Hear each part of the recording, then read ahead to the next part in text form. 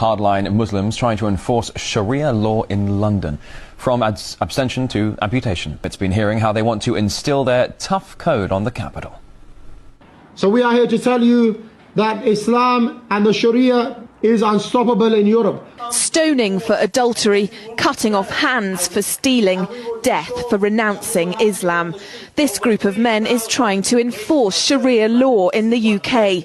They've started a campaign to make certain areas of London and other cities Islamic law-controlled zones, starting with Walthamstow, East London. Muslims will be commanding good and forbidding evil, presenting Islam as an alternative to the Muslim and the non-Muslim community.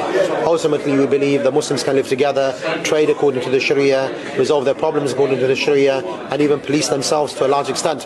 Hopefully one day to have Islamic Emirates which will have authority locally, security locally, and even provide welfare locally.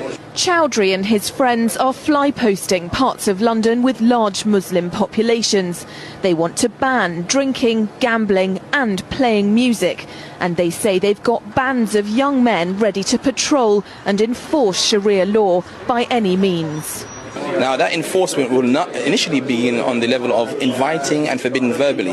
But if someone has the capability to forbid what in essentially is something evil, like pornography or prostitution, he should do so. And by that you mean physically? Of course, I believe that the prostitutes that are near the mosque, they should be run out of the area.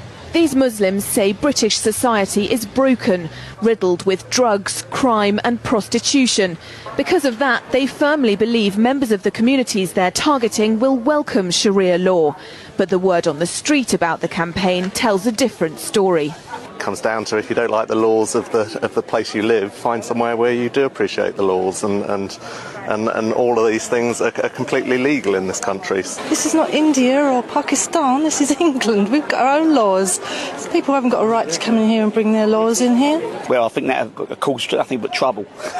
Councillor Martin Esom agrees, saying this could destroy community cohesion. We've got squads going around the borough taking down the posters as soon as they put up, because we do not want these posters around our borough. They do not represent the views of our borough, and they have no place in Waltham Forest.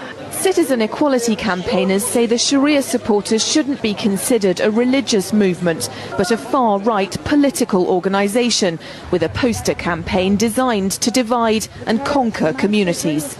The danger lies in dividing people, dividing communities, creating mistrust, and particularly from non-Muslims towards moderate Muslims. I think this is part of their aim, is to create mistrust. So they can then turn to moderate Muslims and say, look, everyone hates you, we're your friend, turn to us. And it's a very, very dangerous thing, and it's a political tactic to